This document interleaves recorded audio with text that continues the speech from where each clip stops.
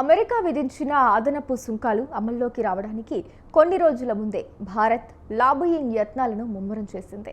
ఈ క్రమంలో అక్కడి ప్రభుత్వంతో వ్యూహాత్మక అంశాల్లో కమ్యూనికేషన్లు నిర్వహించడం, social media relations, digital audit వంటి వాటిని పర్యవేక్షించేందుకు ప్రత్యేక సంస్థను నియమించుకుంది. ఫారిన్ ఏజెంట్ రిజిస్ట్రేషన్ ఫైలింగ్ ప్రకారం భారత దౌత్య కార్యాలయం నెలకు $75,000 చెల్లించేలా 3 నెలలకు మెర్క్యూరీ పబ్లిక్ అఫైర్స్ సంస్థతో ఒప్పందం చేసుకుంది. ఇది ఆగస్టు 15 నుంచి అమల్లోకి వచ్చింది.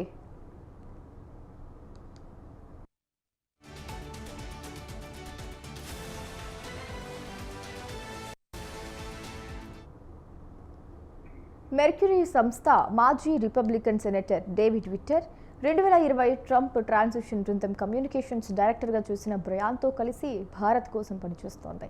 న్యూయార్క్ రాష్ట్రానికి సెనేటర్గా ఎన్నికైన తొలి ఇండో అమెరికన్ కెవిన్ థామస్ సాయం చేయనున్నారు. ప్రస్తుతం Trump chief of staff Susie విల్లిస్కు మెర్క్యూరీ సంస్థతో సంబంధాలున్నాయి. 2024 వరకు ఆమె ఈ సంస్థ కోసం రిజిస్టర్డ్ లాబియిస్ట్గా పనిచేశారు.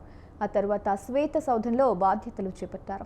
బ్రయాన్ గతంలో ట్రంప్ ప్రచార బృందంలో జేడీ వాన్స్ సెనెట్కు పోటీ చేసినప్పుడు పనిచేశారు. ట్రంప్ రెండోసారి అధికారం చేపట్టిన తర్వాత పాకిస్తాన్ చాలా వేగంగా ఆయనతో సంబంధాలను బలోపేతం చేసుకుంది. భారత్ మాత్రం కొంత వెనుకబడిందనే విమర్శలు వచ్చాయి. ఇక పాక్ నాయకత్వం ట్రంప్ మాజీ బాడీగార్డ్ కీత్ షల్లర్ నిర్వహిస్తున్న లాబియింగ్ సంస్థను నియమించుకుంది. మరోవైపు భారత్ ఇప్పటికే ట్రంప్ మాజీ సహాయకుడు జేసన్ మిల్లర్కు చెందిన SHW పార్ట్నర్స్ LLCని నియమించుకుని నెలకు $1.50 లక్షల చెల్లిస్తున్నాం. అమెరికాలో కీలకమైన ఒప్పందాలు, ఇతర పనులను పూర్తి చేసుకోవడానికి లాబియింగ్ సంస్థలను నియమించుకోవడం కొత్తేమీ కాదు. చాలా దేశాలు వీటితో కలిసి పనిచేస్తూ ఉంటాయి.